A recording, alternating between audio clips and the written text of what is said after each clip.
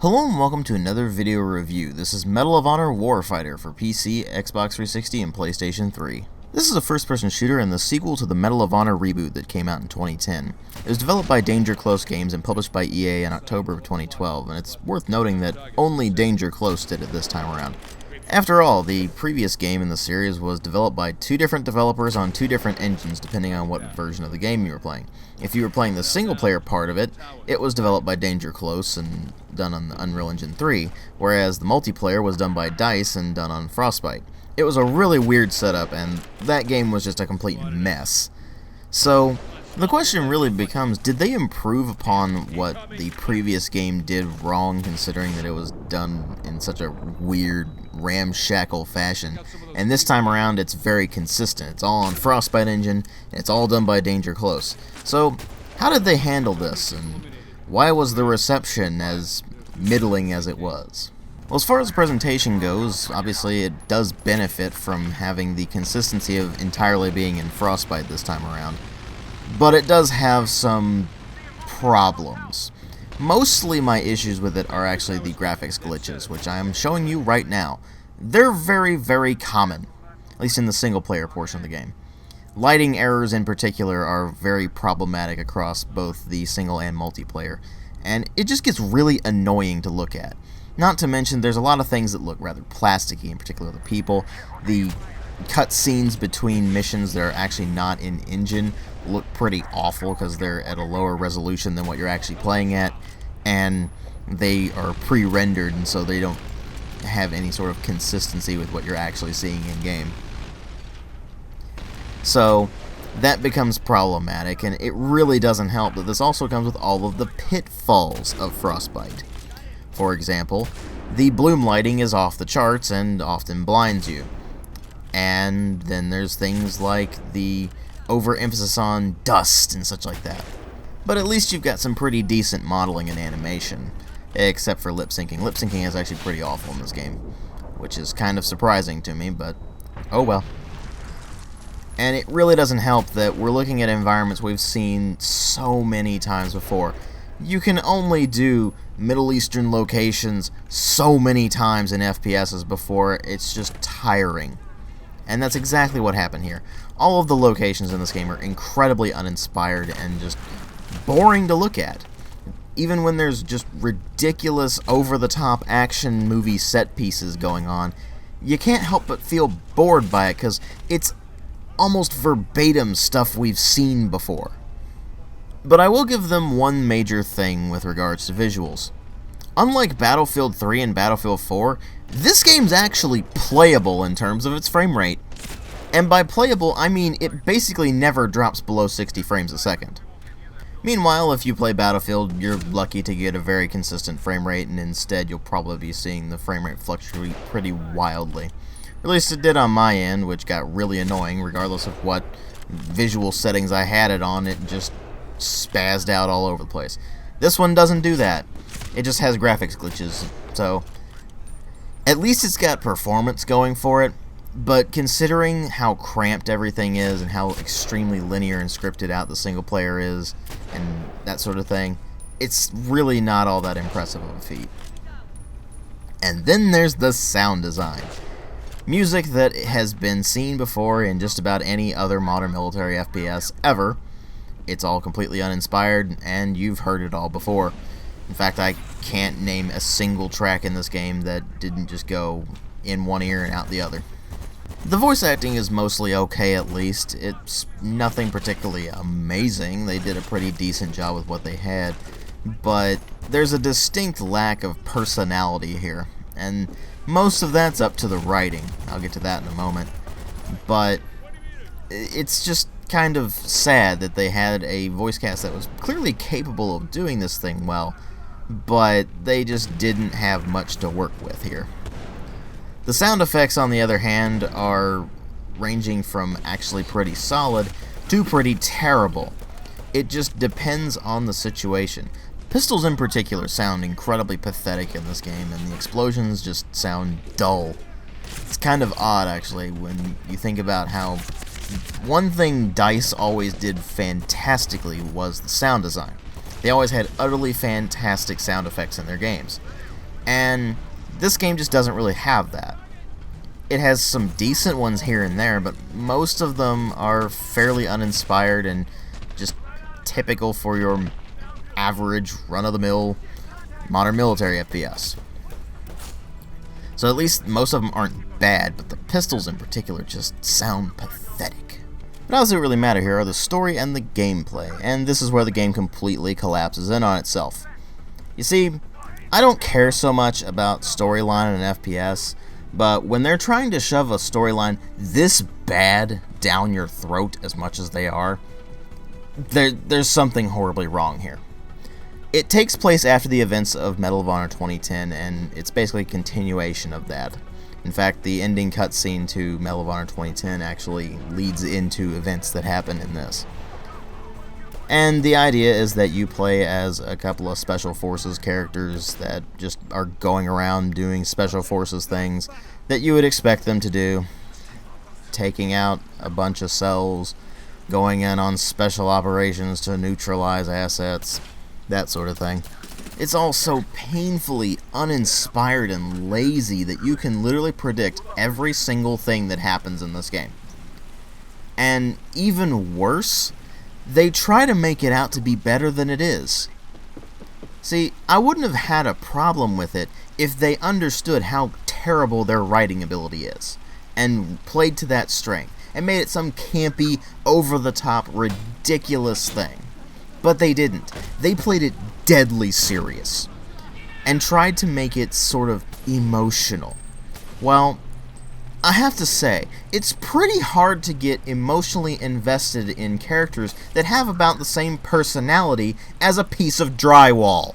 And so, when said character, who may as well be a piece of drywall, ends up having something horrible happen, why should I give a crap? I can't. And so, when the game tries to force these scenes of, oh, look at the horrible effects this is having on this person's family, instead of having an emotional reaction to watching families getting torn apart by the rigors of a military life, I find myself completely unable to give a shit. So instead of actually being emotive, these sequences are actually downright annoying. And that's not to mention the rest of the game. The plot is completely predictable, the characters don't give a crap about any of them. You've been there, done all that. And then you get to the actual gameplay part of the campaign. It is one of the most painfully linear games I have played in a very long time. There are outright segments of the game where it will not let you continue unless you specifically do what it wants you to do. For example, there's one part of the game where you literally can't aim away from the guy's head until you hit the mouse button. I'm not joking.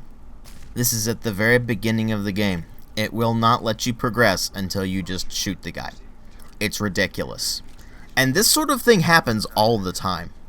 There's another segment later on in the game that can't even let you look around until you press the melee button to do a melee takedown on the guy. And that's the beginning of that level.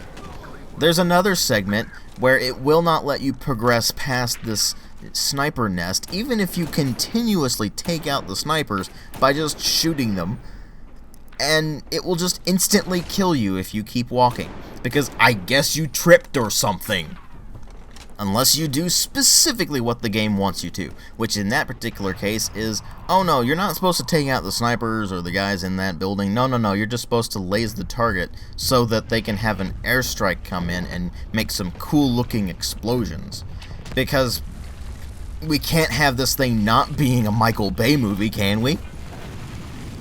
And it's completely full of every single modern military FPS trope you can possibly imagine. Stupid technological vehicle segments where you're just piloting some stupid military gadget around? Check. Doors that you can't open and you have to sit there and wait for your squad mate to run up and open for you? Check. Squad mates who are completely useless and never hit a damn thing, yet are completely indestructible and never are targeted by the AI? Check. AI that couldn't hit the broadside of a barn? Check. Horrible driving segments? Definitely check. In fact, they took it a step further and made it even worse by implementing car stealth. You have to hide with a car, and the car handles like crap. It's mind-boggling. I can't even comprehend it. I honestly cannot. When I got to that particular bit of the game, I was just dumbfounded for a couple of minutes. I was like, is it really making me do this? It is making me hide in a car from other cars. Does not compute. But it's got that too. But my personal favorite is the really stupid thing it does, which is the breaching mechanic. You see, breaching is a thing in pretty much every single modern military shooter you can imagine. Apparently, the designers of Medal of Honor Warfighter really like that mechanic, because not only do they have breaching, they have it a lot. And they have bonuses. If you get headshots when you breach, then you can unlock the next kind of breaching. There's a lot of different kinds of breaching. Guess what? It doesn't matter which breaching you use, they're all the same damn thing. They just look slightly different. One of them puts a charge on this, one of them puts a charge on that, one of them uses a crowbar, one of them uses a tomahawk, one of them does the breaching shotgun thing. I just sit there and go, why is this a thing? Maybe I could see if we needed to breach different things and the game would actually give us options depending on what the situation was. If they were going to try to take it more of a tactical approach, I could see that. That would actually be kind of cool. But no. Every single breach, it's just, okay, pick the arbitrary animation. Have fun. And guess what the breaching is? It's the same as every other modern military FPS. You kick in the door, it goes into slow-mo, you take out the guys in there, and then it goes out of slow-mo. And you're done. And on top of all that, you have AI that, again, can't hit the broadside of a barn, but is also just almost incapable of taking you down without BS. All of the gameplay footage you've seen of the single player is on hard mode. This is what the AI is like on hard mode. Yes, they will occasionally hit you for a decent amount of damage. Occasionally. But it doesn't matter, because you have really fast regenerating health. And on top of this, the enemy AI is so dumb that they'll just run into the middle of the open and kind of stand around. They will literally charge you when you're blasting them in the face with a shotgun. All things like that. And it really doesn't help that your friendly AI doesn't actually do much of anything. They just kind of shoot in arbitrary directions and take cover. That's kinda it. So, occasionally the enemy AI will manage to somehow get right in your grill and start bashing you upside the head. Oh, by the way, melee doesn't insta-kill in this game. Whether it's in single player or multiplayer, the only time it's an insta-kill is if you do it from behind. It's kind of weird how that works, but oh well. So, the game basically has no challenge to it whatsoever that's at least legitimate. All the challenge really comes from is the fact that more often than not you find yourself surrounded. That's really it. They just were really fond of throwing a lot of really dumb enemies at you that are just in locations where you can't really hit them from where you are. You'll find that you'll aim at an enemy and try to shoot at it, and there's just some arbitrary thing in the way that you couldn't hit them from that angle. But they can sure hit you. Things like that. It gets really annoying. And so the single player ends up being a complete nightmare. It's horrible. One of the worst I have played in a very, very long time. They somehow managed to make a campaign worse than the Battlefield campaigns. You'd have to think that somebody during development would have gone, hey guys, don't you think our campaign is kinda stupid? And then they would try to do something about it. But apparently that didn't happen. So we're left with one of the worst single-player FPS campaigns you will play in a very, very long time. So then the question becomes, well, the single player is terrible, what about the multiplayer? The answer to that being, didn't I say a couple of minutes ago that the game completely collapsed in on itself when I got to the story and the gameplay? I started playing the multiplayer. I didn't even play the single player to start. Warfighter's multiplayer is the prime example of how not to do a modern military FPS in terms of its multiplayer. You have a few modes available to you. You have your team deathmatch and that sort of thing.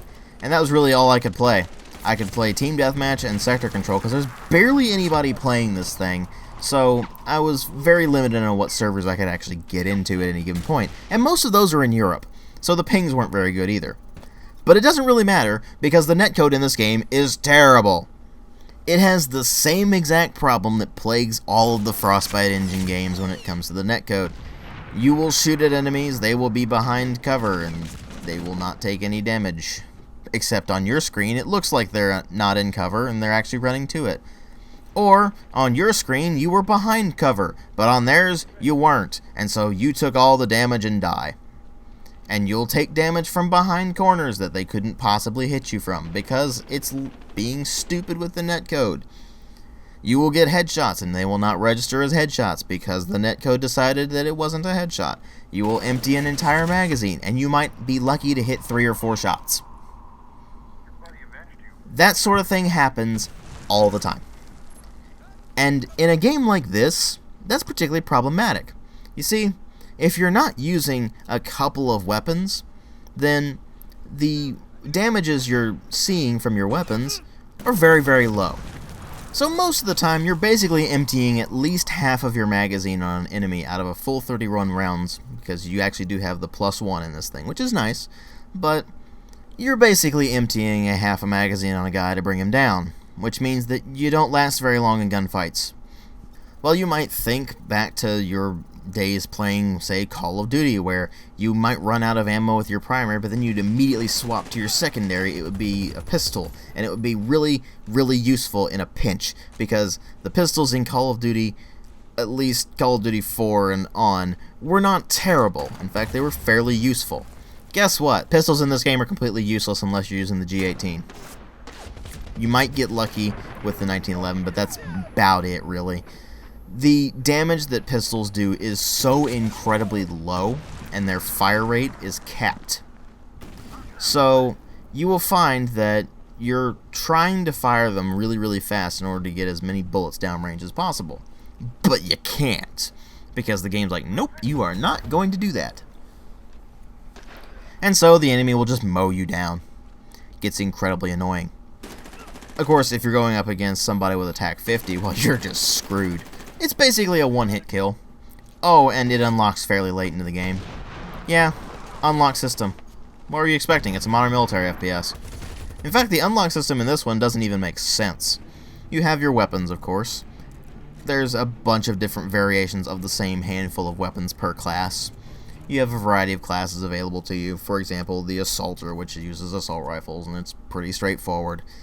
Has a grenade launcher, which is kind of useless, actually. The grenades actually aren't all that powerful in this game unless they're basically thrown right at somebody's feet. The Sniper class, there's a Point Man and a Spec Ops class that are pretty much the same kind of thing in terms of what they're using, but they have very slight differences. There's a Gunner, there's a Demo class, that sort of thing. And each of these classes has a specific ability. For example, the Point Man has high-powered ammunition, so they get a magazine full of high-powered ammunition and can just mow enemies down much more easily. It's basically match-grade ammo from the previous game. Kill streaks do return, or at least score streaks, I mean.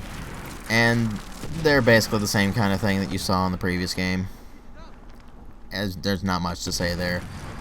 There's the typical, here, you get this lethal streak that will allow you to get more kills and such, or you can get this thing that will either benefit you in a passive way, or it will benefit your team.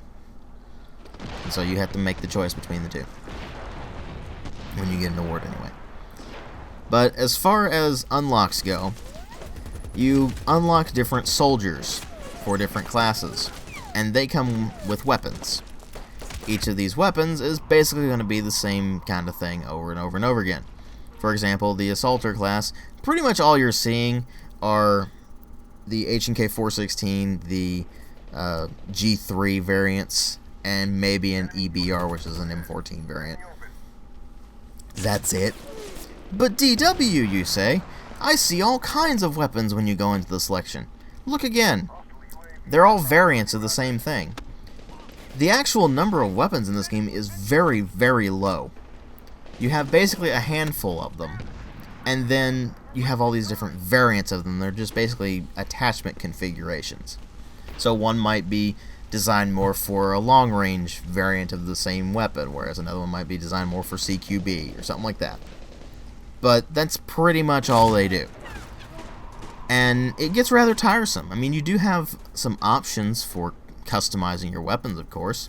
You have to unlock them by using the weapons and getting good with them, except that you can't really do that because, in case you haven't noticed, the multiplayer can kind of be summed up as dying the video game. Because if you're like me, and you haven't played the game since launch, and you don't have everything unlocked, you're just kind of screwed. Because the stuff you unlock is outright better than the stuff you get early on. It's one of those. But don't worry, if you're feeling down about that, you can purchase the unlocks for the low, low price of this. Yeah, they're pulling the shortcut pack BS on this one too. They tried it with Battlefield, they'll try it with this, they'll keep trying it into the future. Guaranteed. It's ridiculous. And it does take quite a long time to actually unlock things in this game. Mostly because you're dying all the time instead of actually doing well. So, part of that also comes from the fact that the maps in this game are actually pretty terrible. They're what you would describe, for lack of a better term, as a clusterfuck. They're just a bunch of buildings and ramps and just bits of cover placed all over the place without much thought really given to how the map flows and how this style of gameplay would really work well on it. So basically, it's just a matter of, oh, am I behind the enemy? Then I'm going to win. But it doesn't really matter all that much because immediately after I take down this enemy, there's going to be somebody right behind me who is going to take me out too. It's like the conga line of death in D&D, only in FPS form. It's ridiculous. Of course, if you got that one guy camping on the far end of the map and sniping everybody, then that's something else entirely. It's basically like they learned absolutely nothing from how horrible the maps in Medal of Honor 2010 were, and how horrible the gameplay feel was in Medal of Honor 2010. Well, they kinda did. The weapons at least handle a little better than that, but that's not saying much. The weapons in Medal of Honor 2010 handle like complete garbage.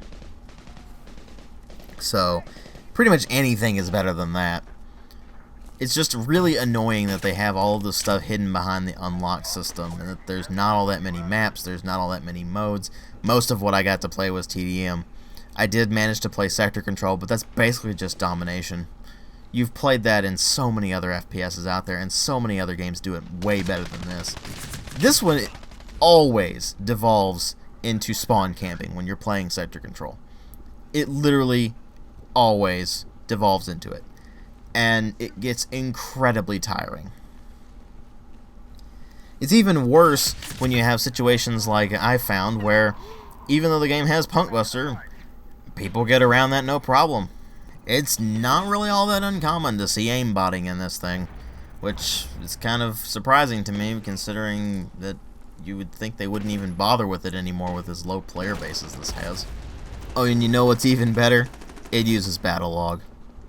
Because it wasn't bad enough already that the game itself was just a complete disaster. It also had to use battle log. Wonderful, right? As if the game didn't have enough problems on its own without the player base being all stupid about it. So, multiplayer ends up just being a complete mess. There's no real flow to the gameplay, it's just a complete clusterfuck, as I've said before.